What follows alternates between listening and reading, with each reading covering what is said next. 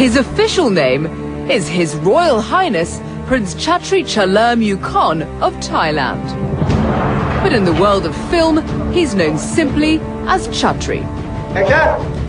With a career stretching back more than 3 decades, he happens to be one of the most extraordinary directors anywhere in the world, making some of the most extraordinary films. Cut. Okay. When Chatri's first historical epic, The Legend of Suryatai, burst onto the screens in 2001, many of his fellow directors were stunned. In an industry transformed by the use of digital effects, here was someone who didn't use them at all, while still achieving spectacular outcomes on screen. How did you do it? Well, we do it the old-fashioned way. They're all real. You didn't digitally enhance any of that? No. Making history about Thai history has become Chatri's specialty. First, Suryatai, and then a trilogy of movies, 2 of which have been completed, about her grandson, King Naresuan.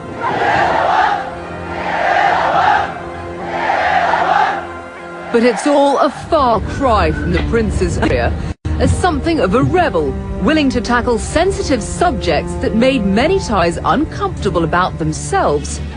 Films about prostitution, for a start. I spent 11 months in a brothel just to get the story alone, and try to understand why they do things that what they do. But then, with the turn of the century, came a turn in Chatri's career, to the blockbusters that have Thais flocking to see his tales of the nation's kings and queens of yore. It's the 16th century, and a beautiful warrior queen risks her life to defend her husband and her nation from their marauding Burmese neighbors to the north. It's an unashamed pitch to Thai patriotism.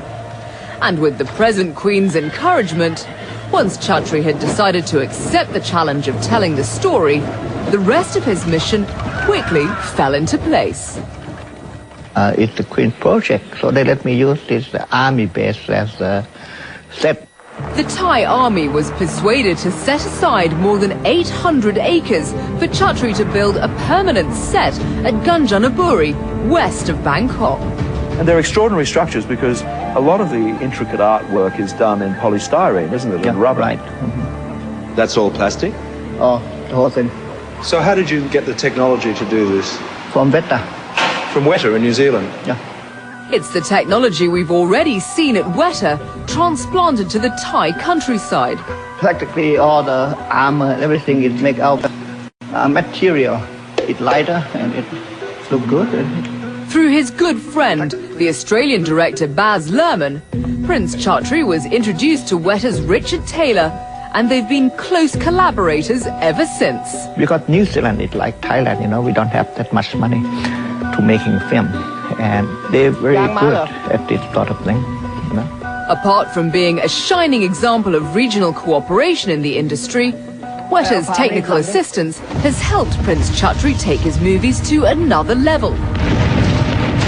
Only a profoundly talented director could execute scenes like these, though Chatri is the first to acknowledge that when it comes to spectacle, being a royal in Thailand definitely helps. I can get 5,000 people. You can get 5,000 people? Yeah. These are regular soldiers in the Thai army who've been assigned to Chatri as extras. But not content with taking risks with humans, Chatri thinks nothing of taking risks with elephants, and lots of them. You had 100 in Suryatai, and now you're going to do 200. So it will be a big elephant battle scene. Elephant battle scene. What can go wrong, do you think? Well, a lot of things can go wrong. Horse hate elephant, elephant hate horse, elephant hate buffalo, buffalo hate horse and hate elephant, and everybody hate elephant. When he completes the Naresuan trilogy, Chatri intends to put what he calls his old-fashioned methods behind him. And with the help of the Kiwis at Weta, make a digital masterpiece with dinosaurs and the works. He says it's his pleasure to have been born a prince, but doesn't want to be remembered as one, for his epitaph to eventually read simply, filmmaker. I don't regard myself as anything except a filmmaker, as a professional, not artist, not anything to do with anything.